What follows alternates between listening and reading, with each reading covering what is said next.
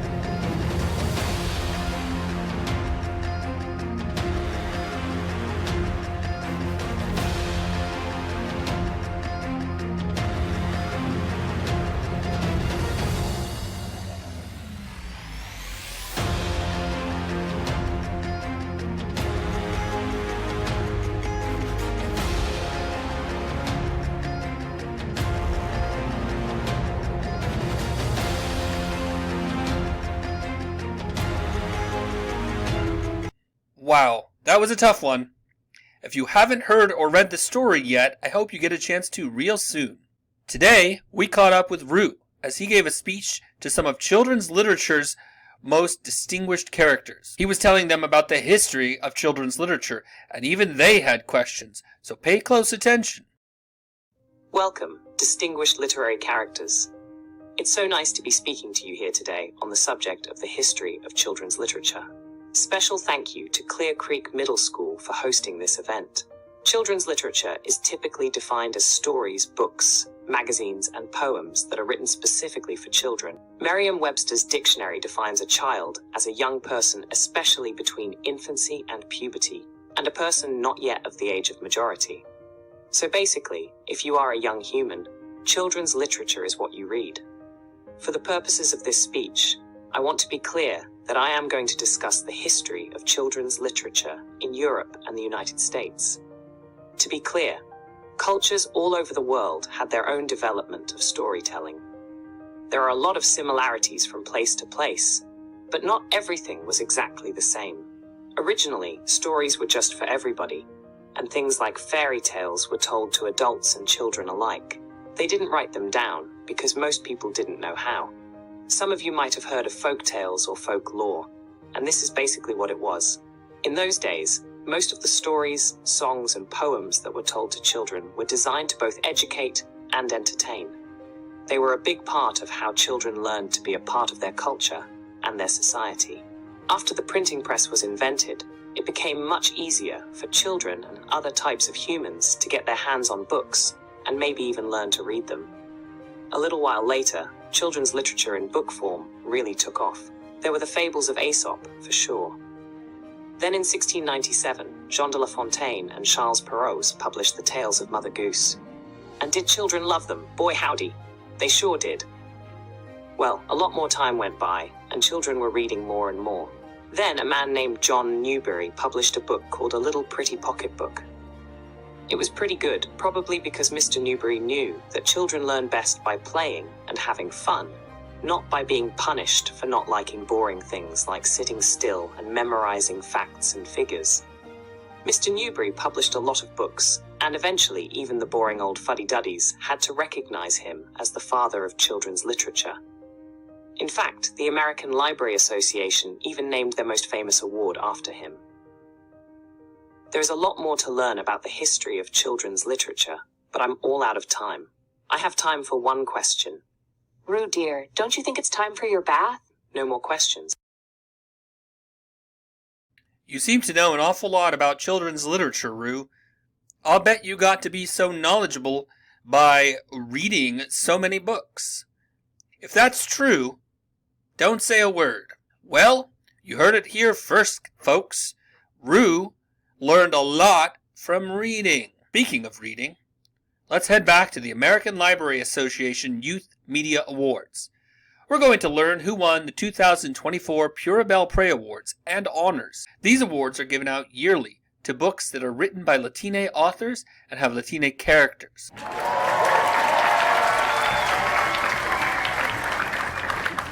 I would like to now introduce David Lopez, President of Reforma, the National Association to Promote Library and Information Services to Latinos and Spanish-speaking, who will announce the awards in both English and Spanish.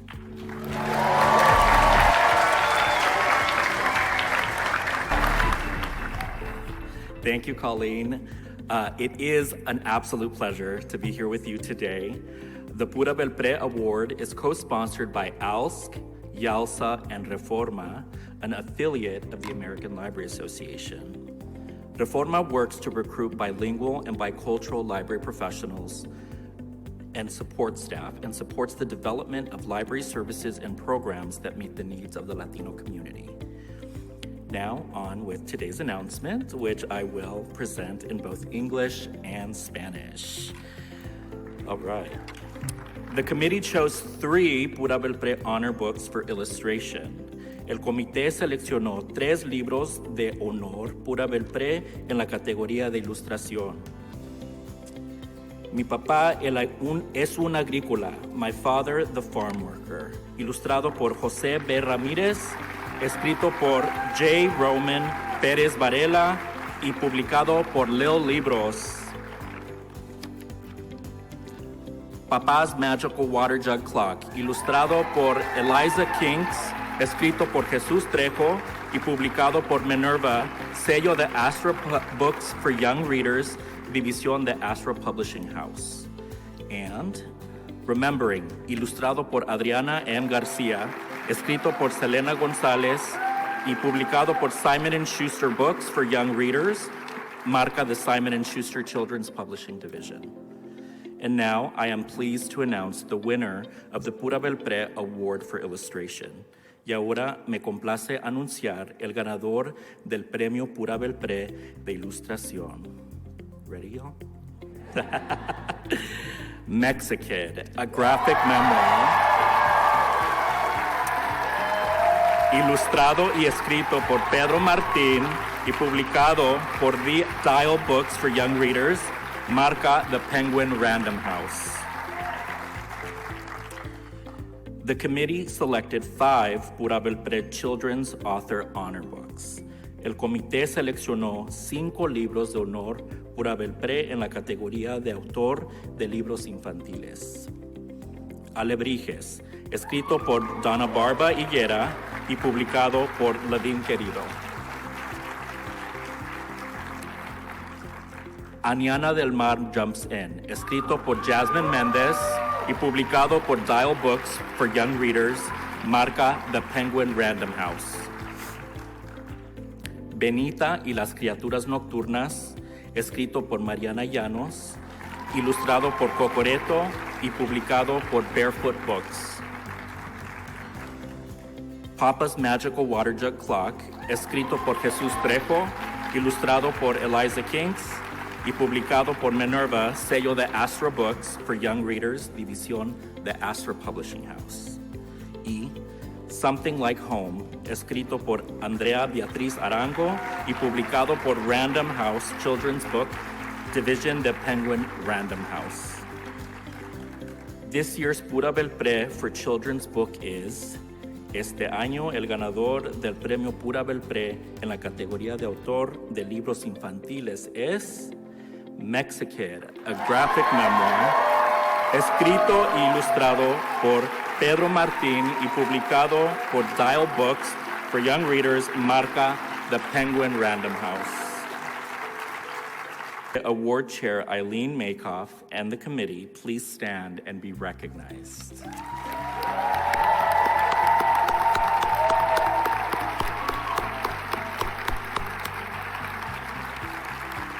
Thank you for your work. Gracias por todo su trabajo. Remember, if you can't find one of these books in your school library, you can always check your local or your county library. Last week, the Book Nook crew was left with quite a mess on their hands. Let's check back in with them to see how things are going.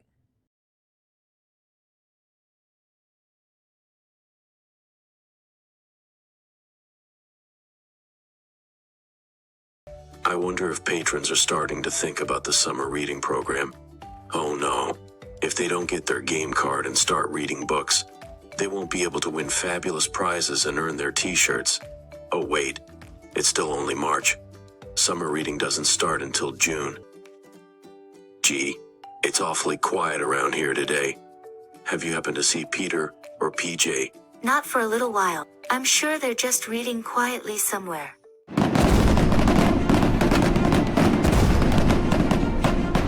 My books. My books.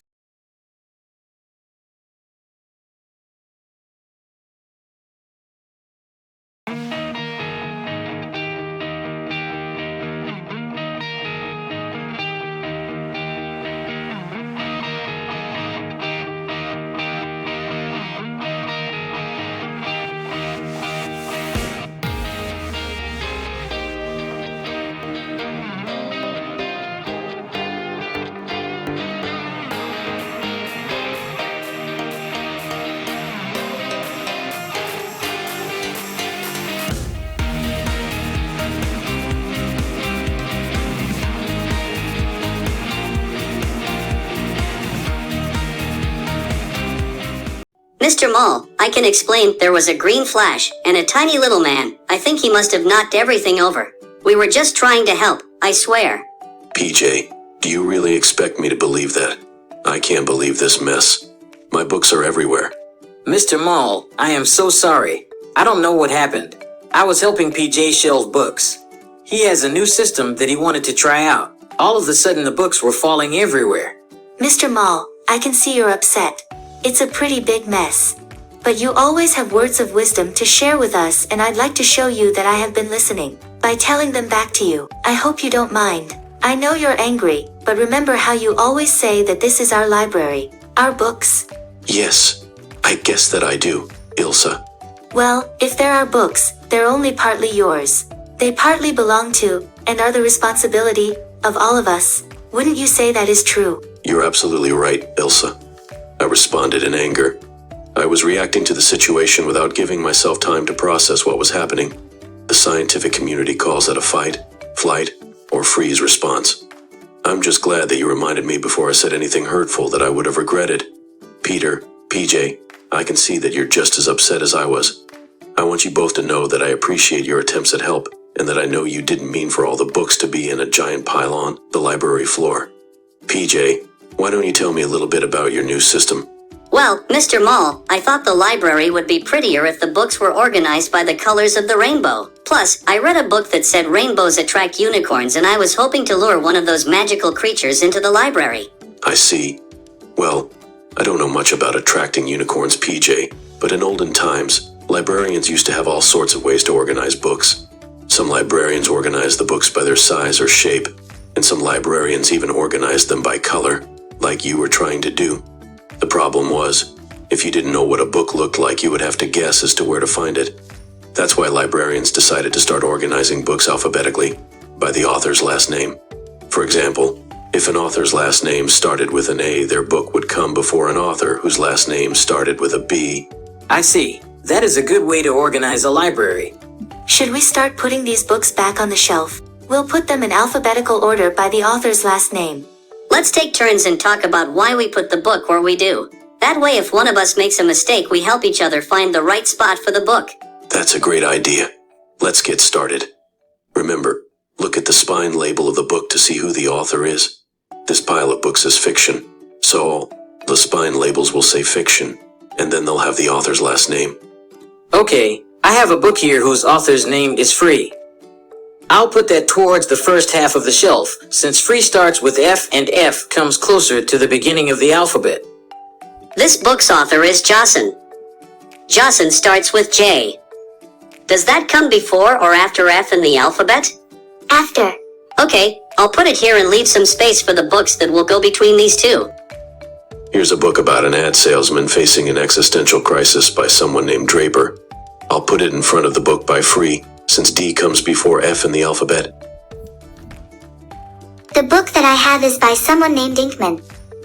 I'm going to put that just in front of the book by Jocelyn, because I comes just before J in the alphabet. The author of this book is named Groner. I'm going to put that after the book by Free, because I comes after F. That's a good call, Peter. You're a good shelver. Now, my next book is by a person named Noble. I'll put that at this end of the shelf. And my book is by a human person named Barnes. I'll put this one near the left side of the shelf since B is the second letter in the alphabet. This book looks like some sort of sci-fi action book about a young radio inventor. The author's name is Marconi. I'll put that one near the book by Noble, since M comes just before N in the alphabet. Ooh, this one looks good. It's about a fellow whose name I can't pronounce and a fellow named Clay. The author's name is Chabin. I'll put it just after the book by Barnes. This book doesn't say what it is about. The author's last name is King, though, so I'll put it just in front of the book by Marconi. I have a book by someone named Lamb. L goes between K and M in the alphabet, so I'll slide it in right there. Ooh, a bunny book. I love bunnies. The author's name is Adams, so this looks like it goes in the very first spot. Which are cuter, bunnies or unicorns? Bunnies. No unicorns. No bunnies. No unicorns. No chipmunks. PJ, stop distracting Peter. Peter, who wrote your next book. And it's bunnies, obviously. Unicorns aren't cute. They're majestic. This book is by Ethos. It goes here. And I still think chipmunks. And the last book is Hubert.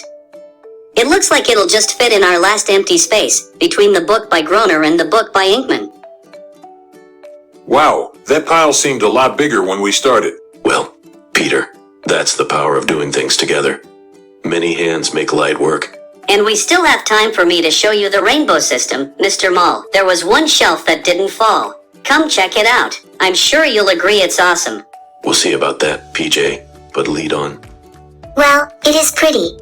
Yes, very pretty, but hardly what one would call awesome.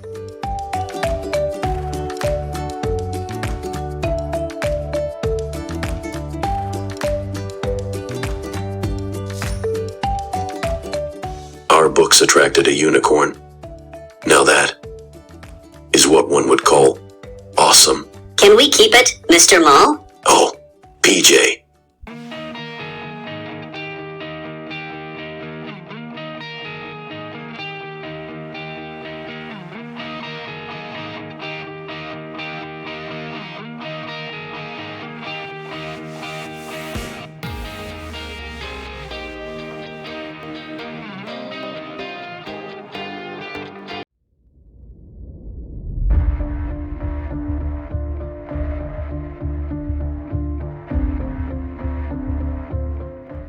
It can be tough sometimes for adults to admit when they're wrong, so I'm proud of Mr. Mall, the animated character, for listening to Ilsa and learning from her. And I'm proud of PJ and Peter for helping fix their mistake by listening to the expertise of Mr. Mall.